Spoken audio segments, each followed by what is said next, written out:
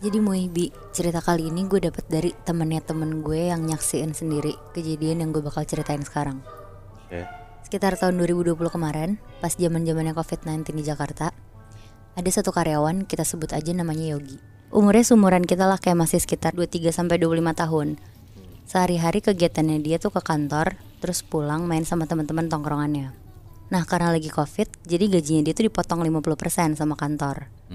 Padahal dia tuh kerjanya tetap full WFO, tapi tetap kena potong. 50% kan lumayan banget ya, Muibi. Kesel banget lah si Yogi ini. Mana pas COVID kemarin tuh buat pindah dan nyari kerja kan juga sulit ya hitungannya. Iya. Akhirnya di sela-sela jam kerjanya dia nyoba-nyoba lah buat main slot, kayak judi online gitu. Iya. Awalnya dia deposit kecil-kecil dulu tuh, kayak 50.000, terus balik modal. Bahkan dia tuh langsung hoki pas main pertama, langsung dapat 1 juta. Oh. Langsung ketagihan dong dia. Dia mikir kalau dia depo lebih gede, pasti dia bakal dapat lebih banyak kan. Akhirnya dia beraniin diri lah buat depo 1 juta pakai uang yang dia dapat tadi.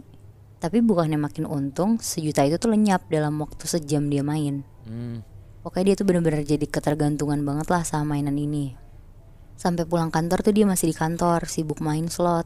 Sampai akhirnya si OB kantornya, namanya Eka, karena sering banget ngeliat Yogi main, diajak main juga lah sama si Yogi ini. Karena si Eka juga masih seumuran sama Yogi, jadi dia tuh malah lebih ketagihan dari Yogi ini, Moibi. Oh. Nah, singkat cerita, karena gak bisa lepas banget, Yogi tuh sampai pinjol kemana-mana. Set. Dan sampai nggak bisa bayar, Moibi. Stres banget lah dia di situ. Dia cerita juga ke Eka, gimana nih harus ngapain lagi. Slot lagi nggak bagus banget. Sampai akhirnya si Eka tuh ngasih tahu kalau di kampungnya dia ada namanya pesugihan tali pocong. Waduh. Dan itu tuh salah satu cara buat bisa jadi kaya raya tanpa kerja. Ngedenger itu Yogi yang lagi buntu banget karena kelilit utang di mana-mana, langsung kepengen lah buat nyobain. Dia nanya-nanya tuh sama Eka gimana caranya. Dan Eka tuh ternyata tahu sampai ke detail-detail lagi tuh Moibi. Katanya disuruh ambil tali pocong jenazah yang baru dikubur, terus disuruh kubur aja di tanah kantor mereka bareng sama sesajen si tali pocongnya ini. Akhirnya Yogi minta tolong lah sama Eka buat bantuin ngejalanin itu. Nanti hasilnya dibagi 2, tapi karena si Eka juga OB dan duitnya juga gak sebanyak itu, jadi dia mau aja kan. Oke. Nah, besokannya si Eka tuh disuruh cari sesajennya sama si Yogi.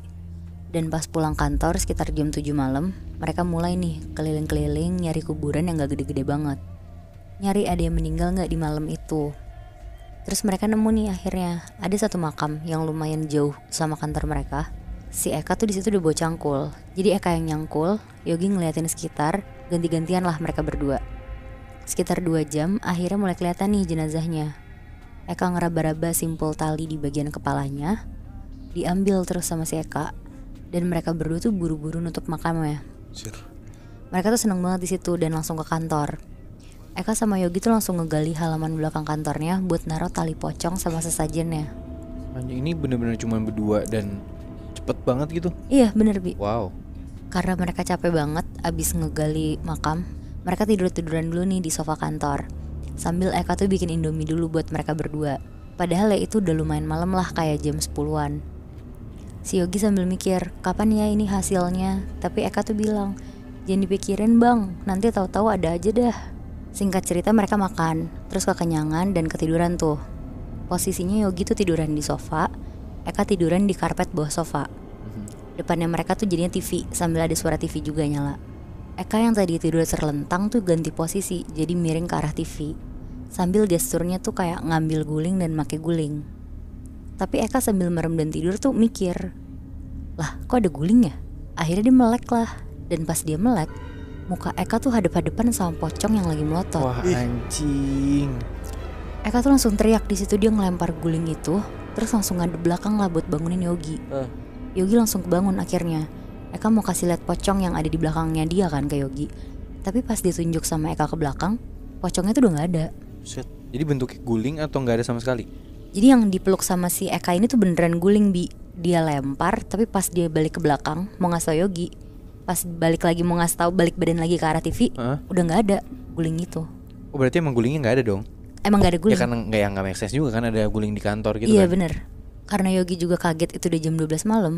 Akhirnya Yogi bilang lah ke Eka kalau dia tuh mau pulang. Yogi akhirnya pamit pulang ke Eka. Dia bilang juga ke Eka, lu lanjutin tidur di kamar aja lah daripada ngigo-ngigo begitu.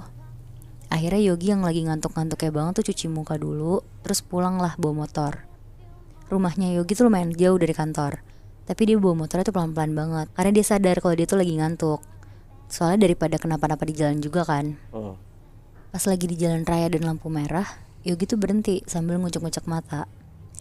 Pas dia nengok ke kanan, ada satu pengendara motor tuh kayak mau nyapa Yogi, tapi ketakutan gitu mimik mukanya. Akhirnya disapa aja lah sama Yogi, "Mas." Tapi si pengendara motor ini tuh bukannya nyapa balik, malah ngegas nerobos lampu merah. Yogi bingung banget lah, kenapa sih kayak lihat setan aja dalam hatinya tuh kayak gitu. Akhirnya dia kena lampu merah kedua tuh.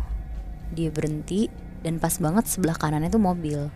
Yogi niatnya tuh mau ngaca ke kaca mobil itu. Tapi pas Yogi nengok kanan untuk ngaca, Yogi tuh ngeliat di jok belakangnya dia ada pocong lagi duduk nyamping sambil melotot. Wow. Dilihat dari pantulan kaca mobil itu berarti ya? Iya bener Muy. Tapi anehnya pocong ini tuh kayak kebuka gitu kain kafan atasnya. Jadi kepalanya tuh kelihatan gitu. Kayak gak kebungkus gitu loh, gak jadi kayak permen. Yogi abis ngeliat itu tuh langsung lihat ke depan, kucek-kucek mata, terus langsung nengok lagi lah ke arah mobil itu buat mastiin lagi kan. Tapi pas dia nengok ke kanan, udah gak ada tuh sosok pocong itu. Akhirnya begitu lampu hijau dia langsung tancap gas lah, ngebut banget biar cepet-cepet sampai rumahnya. Singkat cerita, besok paginya pas sampai di kantor, Yogi langsung nyariin Eka. Pas ketemu, Yogi langsung ceritain lah ke si Eka kalau dia tuh semalam ngebonceng pocong. Dan ternyata Moibi, Eka tuh juga ngalamin hal yang sama. Jadi setiap Eka tidur dan kebangun, dia tuh terus-terusan meluk guling, tapi guling itu tuh pocong yang sama terus. Wah, bangsat. Mereka berdua tuh langsung kepusingan sendiri pagi-pagi di kantor. Yogi tuh sempat kepikiran untuk balikin tali pocong ini tuh ke makam kemarin. Tapi Eka bilang dia juga udah gak berani buat balikin itu.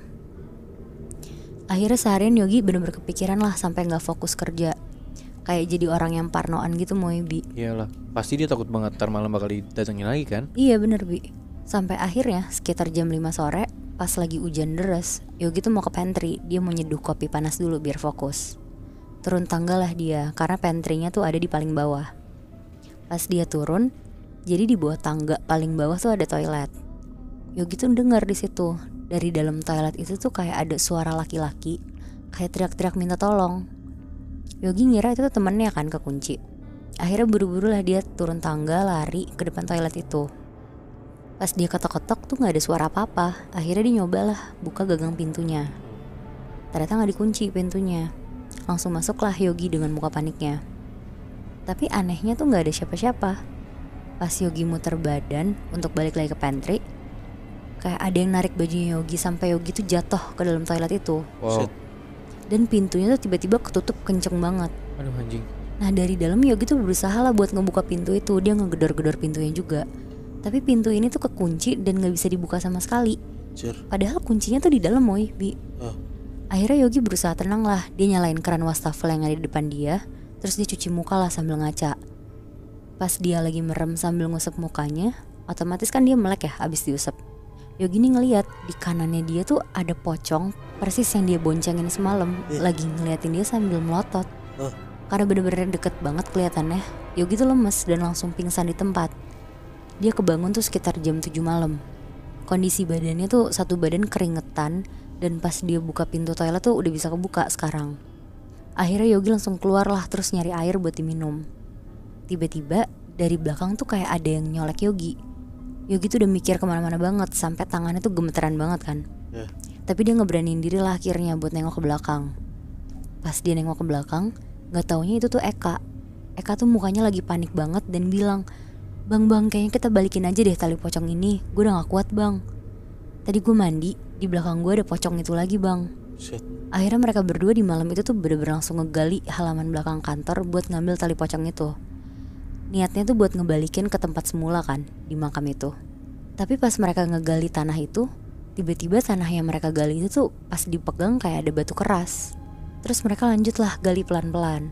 Ini berarti halaman belakangnya mereka kan? Iya, halaman kantornya Bi. Terus akhirnya mereka lanjut gali lah pelan-pelan kan. Tapi pas dilihat, itu tuh ternyata ada sosok kepala pocong si mayat itu. Waduh. Akhirnya mereka berdua teriak dan lari kenceng banget keluar dari kantor itu. Anjir, gak jadi dibalikin dong berarti? Nah itu dia, soalnya mereka berdua kan keburu kabur ya Bi. Dan gue mikirnya kan dia ngikutin pesugihan biar dapat uang kan.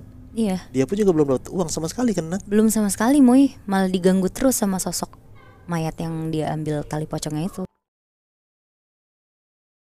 Ada satu kejadian yang agak aneh di daerah Kalimantan, tepatnya di kota Pontianak. Jadi ada satu cewek, namanya Belen, umurnya 24 tahun. Ini nama asli ya, nggak gue samarin. Dia baru pindah setahun lalu lah ke sana. Dia tuh sering banget kerja, baru mulai tuh sekitar jam 4-an sore lah, dan pulangnya pagi. Dia start kerja jam 4, pulangnya sekitar jam 12-an malam. Dia kerja tuh di salah satu kantor gitu, kayak ngejaga kantor malam-malam gitulah. Tapi cewek. Cewek. Oke. Daerah rumahnya ini emang gak jauh dari perumahan warga yang rame. Jadi kalau mau ke rumahnya harus ngelewatin perumahan warga dulu. Terus di sebelah kiri tuh ada portal. Masuk portal jalan kecil, lewatin kebun, barulah nyampe rumahnya. Jadi kalau misalnya mau naik angkutan umum pun juga gak lewatin depan rumahnya gitu loh. Harus jalan lagi ke dalam. Ya. Nah waktu itu pas banget malam Jumat. Dia lagi pulang kayak biasa sekitar jam 12-an pagi, 12-an malam. Tapi untungnya hari ini dia pulangnya berdua sama temennya, karena temennya ini mau nginep di rumah si Belen ini. Pas lagi lewatin perumahan warga, ada rumah yang biasa dia lewatin di ujung jalan tuh, tapi lampunya gelap gitu, kayak gelap gitu lah rumahnya. Dan dia emang selalu lewatin rumah ini. Nah kondisinya malam itu tuh Belen tuh lagi halangan dan ini lagi day one, jadi kayak sakit banget gitu loh perutnya. Oh lagi dapet. Lagi dapet. Iya. Nah dia ngajakin temennya ini buat duduk dulu sebentar di depan rumah yang gelap itu. Karena perutnya sakit. Karena perutnya sakit. Karena kan kalau misal mau ke rumah dia harus jalan panjang gitu karena dalam gitu kan. Terus temennya Belen namanya Lala nih udah kayak warning gitu, bilang kayak, Bel kamu jangan bengong ya, atau kalau misalnya kamu kuat ya udah kita jalan aja dulu yuk, kita cari tempat yang terangan buat istirahat. Belen bilang nggak apa-apa, sebentar aja, aku sakit bentar doang kok ini gitu. Nah karena Belen lagi halangan pun yang tadi gue bilang juga kondisinya lagi nggak baik-baik aja lah, jadi dia nggak mau maksain diri gitu buat jalan. Nah Belen yang lihat ke arah jalanan rumahnya dia, kayak ini udah jam 12 malam, kayak sepi banget lah gitu. Nah kan si Lala ini udah kayak ngeri karena ini gelap dan ini udah sepi berdua doang kan. Belen tuh ngeliat ada orang kayak jalan gitu dari ujung. Bilang lah si Belen kayak, lah udah nggak usah takut, itu ada orang kok di sana, kita nggak sendirian, bentar ya gitu. Nah si Lala ini nengok ke arah yang si Belen tunjuk. Lala langsung bilang kayak, ih ngaco, minum dulu sana gitu, karena si Lala nih nggak ngeliat apa-apa. Tapi Belen tuh ngeliat ada kayak orang baju putih tuh jalan ke arah mereka gitu loh. Udah lah akhirnya Belen minum, dikasih sama Lala. Pas beres minum dia tutup tuh botolnya dan dia fokusin lagi tuh matanya ke arah yang dia tunjuk. Nah pas dia lihat ternyata nggak ada siapa-siapa emang. Bener-bener nggak ada yang lewat sama sekali. Lala bilang lah, makin resah nih dia kayak, Bel kita pulang aja yuk, kita istirahat yuk di rumah kamu, biar kamu bersih-bersih habis itu tidur. Gak lama Lala ngomong, Belen tuh kayak langsung ngebalikin pala dia tuh ke rumah yang dia lagi singgahin, yang gelap ini. Pas dia nengok ke belakang rumahnya, pas dia nengok ke belakang ke arah rumah, dia tuh ngeliat ada orang. Dan pas dia fokusin matanya tuh dia ngeliat kayak makin deket kalau misalnya ada orang ini nih lagi berdiri tapi ngedeket ke arah mereka, tapi dalam rumah. Nangkep maksudnya? Oh iya. Nah Belen ngomong lah, ternyata dari tadi di belakang ada orang ya di dalam rumah itu. Langsung ngomong lah si Lala, apaan sih Bel, lampunya aja mati, nggak ada orang. Nah si Belen ini diem, dia ngeliat kayak ada orang dan lampu ini terang gitu loh. Dalam rumahnya tuh terang, tapi Lala tuh lihatnya tuh gelap, bener-bener kosong, gelap gulita gitu lebih Nat. Iya mereka lihat beda gitu ya. Beda bener. Belen diem lah kayak dalam hati dia, orang gue liat orang gitu. Nah pas dinengokin lagi, si Belen tuh makin fokus ke dalam rumahnya karena dia nggak percaya sama apa yang Lala ngomong gitu loh. Pas Belen fokusin lagi ke dalam rumah itu, ternyata dia ngeliat di sebelah jendela itu ada pocong lagi ngintip. Nah Belen langsung pingsan lah karena posisi dia kan lagi sakit, lagi gak enak badan kan. Ngeliat ada pocong langsung pingsan tuh si Belen ini. Nah akhirnya Lala nelpon lah orang rumahnya Belen buat ngebantuin dia, karena di Kalimantan ini Belen cuma tinggal sama adiknya doang berdua. Karena udah tengah malam dan berdua doang cewek, ya udah akhirnya si Lala nelpon adiknya dan untungnya adiknya belum tidur. Disamperin lah sama adik naik motor, diboncengin lah bertiga tuh, pulang lah mereka. Adiknya nih cewek? Cowok. Oh cowok. Adiknya si Belen. Pas Belen udah sampai rumah, Belen dikasih tau lah sama adiknya kalau misalnya rumah yang mereka dudukin itu tuh udah kosong 10 tahun. Nah emang lampunya kadang dinyalain sama warga biar terang, tapi di malam itu lampunya itu tuh mati sebenarnya. Tapi nggak tahu kenapa tiba-tiba Belen ngeliat tuh lampunya hidup aja. Terus Belen bilang, tapi setiap pulang aku tuh ngeliat ada orang tuh duduk di sana pakai baju putih. Cuman emang aneh sih dia sendirian. Nah adiknya bilang, ya mungkin yang kakak lihat selama itu pocong bukan orang. Waduh anjing. Gitu. Nah udahlah akhirnya kayak si Belen ini coba nenangin diri dan dia udah tidur lah, karena kan ada teman juga nginep kan. Kebesokannya karena dia tahu kalau misalnya di rumah itu ada pocong yang nilai itu pocong bukan orang, Akhirnya tiap dia lewat sana tuh, dia tuh bener-bener gak nengok ke arah rumah itu. Dia bener-bener jalan cepet lurus aja biar dia ngindarin hal yang aneh-aneh lah. Dan di hari ini dia masih shift malam dan masuknya jam 4, pulang jam 12 pagi. Tapi dia sekarang pulang sendiri karena temennya gak nginep lagi. Singkat cerita, dia beres kerja, dia naik bus, abis itu berhentilah di jalanan biasa dia turun. Jalanlah dia masuk ke komplek yang ada si rumah kosong ini. Pas lagi jalan dan bener-bener di depan rumah yang kosong itu, Belen tuh denger kalau misalnya dari rumah itu ada orang yang kayak ngesut-sutin dia, kayak "Shh, shh, shh," gitu. Nah karena dia tahu yang ngesutin itu bukan orang, karena dari rumah yang gelap itu kan, akhirnya dia buru-buru tuh jalan. Dan dia bener-bener menghindar dari sumber suara itu. Sampailah akhirnya dia di rumah. Dia buka pagar, dia ngunci pagar tuh. Dia jalanlah ke dalam rumahnya. Nah habis itu dia bukalah pintu rumahnya dia kan. Pas dia buka, persis depan dia berarti di dalam rumahnya ini, dia papasan sama pocong Bi. Nah Waduh, anjir. pocong di dalam rumahnya si Belen ini. Langsung tuh dia teriak kenceng banget sampai Ade bangun. Kan posisinya jam 12 malam kan, Ade udah tidur. Nah karena Belen teriaknya kenceng banget, akhirnya bangun lah. Belen nangis kejer nih, ditanya sama adenya kayak, "Kenapa lagi kak?" Belen cerita kalau misalnya dia ngeliat ada pocong. Tapi lagi-lagi Ade tuh gak ngeliat sama sekali kalau ada pocong. Udahlah akhirnya Ade nawarin Belen buat tidur berdua aja. Dan ini kan udah jam 1 pagi posisinya kan. Daripada kakak kenapa-napa, mending tidurnya bareng sama adeknya. Udahlah sekitar jam 1 pagi itu Ade udah bisa tidur, tapi Belen tuh masih kebayang-bayang sama sosok pocong yang dia lihat. Karena dia udah 2 kali ngeliat pocong kan nih di sini. Dia maksain tidur, akhirnya tidurlah dia sekitar jam 2:30-an. Tapi dia tuh tidurnya resah banget gitu lebih, Nat, kayak tidur sebentar kebangun, tidur sebentar kebangun. Dan ini untuk ketiga kalinya dia kebangun, dan pas dia lihat jam ini masih jam 4 pagi. Dia posisinya tuh kebangun karena kebelet pipis banget. Sebenarnya dia tuh mau nahan banget pipisnya Nat, karena kalau misalnya mau kamar mandi dia harus keluar kamar, dan dia tuh takut banget.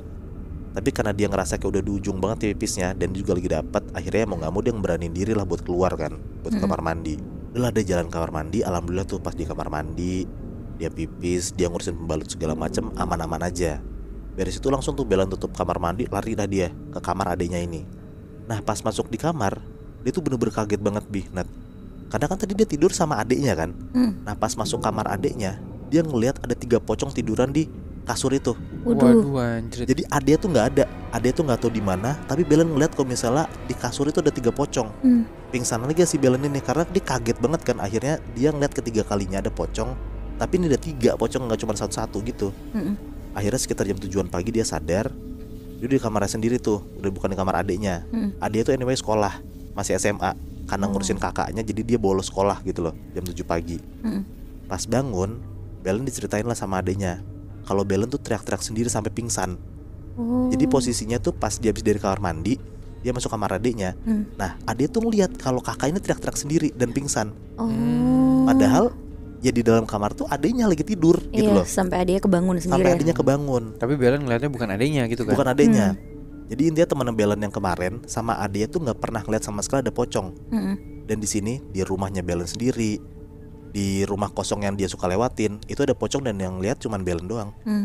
Dan itu cuma pas si Belen ini lagi dapet doang.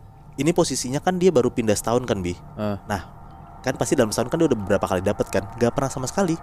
Dia belum pernah sama sekali ngeliat pocong. Cuman di posisi sekarang nih, di momen ini doang lah. Baru saat itu juga. Baru saat itu juga. Terus setelah itu gimana Muy? Gue gak tahu sebenarnya kenapa tiba-tiba si Belen ini bisa ngeliat pocong ya Nat. Karena setelah itu temen-temen gue ini cerita kalau misalnya setelah dia udah beres dapetnya dan beberapa bulan kemudian dia dapat lagi, dia tuh udah gak pernah ngeliat lagi ada pocong. Kayaknya menurut gue dia lagi apes aja gitu loh. Udah lagi apes, terus dia lagi mens juga kali. Iya mungkin makanya digentayangin sama si pocong-pocong ini.